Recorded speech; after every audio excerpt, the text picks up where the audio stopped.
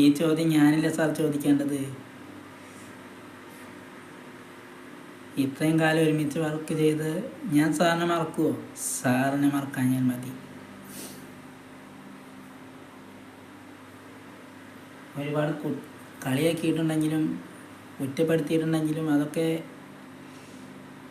സാറിൻ്റെ സാറിനോടുള്ളൊരു സ്വാതന്ത്ര്യം കൊണ്ട് പറഞ്ഞത്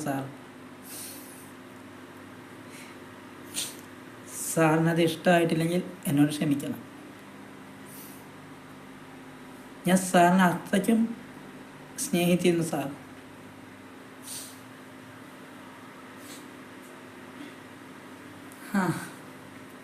അതൊക്കെ പോട്ടെ, ഞാൻ ഇടയ്ക്കിടയ്ക്ക് വിളിക്കാം പറ്റുമ്പോൾ.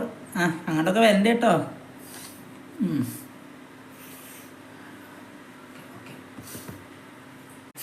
നീ കരയില്ലടാ.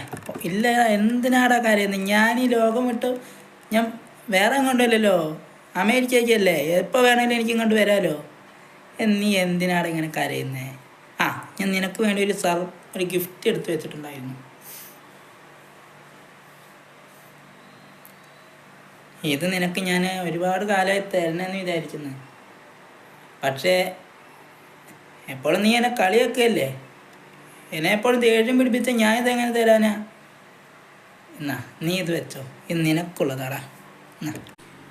സാറങ്ങ് അമേരിക്കയ്ക്ക് പോയി കഴിഞ്ഞാൽ ഞാൻ വീണ്ടും ഇവിടെ ഒറ്റയ്ക്കായി. സാരമില്ല സാർ, എന്നാലും എനിക്ക് ആ ഒറ്റപ്പെടൽ ഫീൽ ചെയ്യില്ല. എന്താണെന്നറിയോ? സാറിൻ്റെ കൂടെ ഉണ്ടെന്ന ഒരു വിശ്വാസം ഉണ്ടാവാൻ എനിക്ക് സാറ് തന്ന ഈ വാച്ച് മതി. സാറ് ധൈര്യമായി പോയിട്ട് വാ. ഈ നാട്ടിലുള്ള കാര്യങ്ങളൊക്കെ ഞാൻ നോക്കിക്കോളാം. എത്രയും പെട്ടെന്ന് എനിക്ക് അമേരിക്കയ്ക്ക് പോകാനുള്ള തയ്യാറെടുപ്പുകളൊക്കെ നടത്തണം.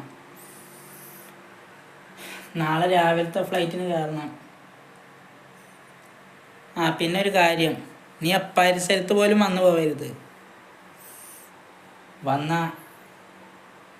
പിന്നെ എനിക്ക് പോകാൻ പറ്റില്ലടാ.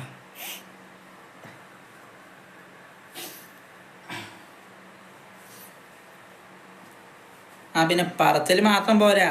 ഞാൻ പോയി കഴിഞ്ഞാൽ ഇവിടുത്തെ എല്ലാ കാര്യങ്ങളും നീ നോക്കിക്കോളണം. പിന്നെ ഇവിടുത്തെ CID നീ ആയിരിക്കും.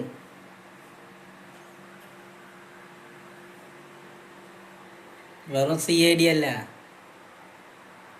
ഇവിടുത്തെ CID ദാസപ്പൻ നീ ആയിരിക്കും ഇനി.